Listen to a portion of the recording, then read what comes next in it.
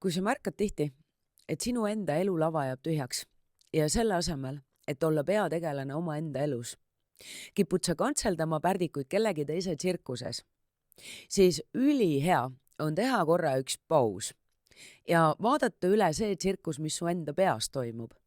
Ja seada kahtluse alla, kas kõik need pärdikud seal on ikka päris sinu enda omad või mõned on sinna sattunud juhuslikult ja pole tegelikult saanud sobivat treeningut või ei kuulu üldse tsirkusesse. Ja pealegi, kas sa tegelikult üldse tahad, et su peas oleks tsirkus? Kui ei taha, siis tea, et seda, mis toimub sinu sisemaailmas, on võimalik muuta ainult sinul endal.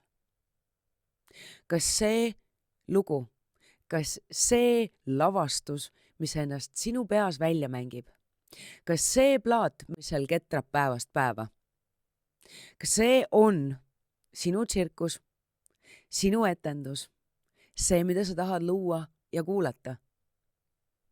Või on tegemist mingisuguse kummalise pärdikuta bändiga, mis on sisse rännanud kusagilt mujalt, esivanematelt, ühiskonnast, sõpradelt, elukaaslaselt? Sea kahtluse alla, mis su peas toimub.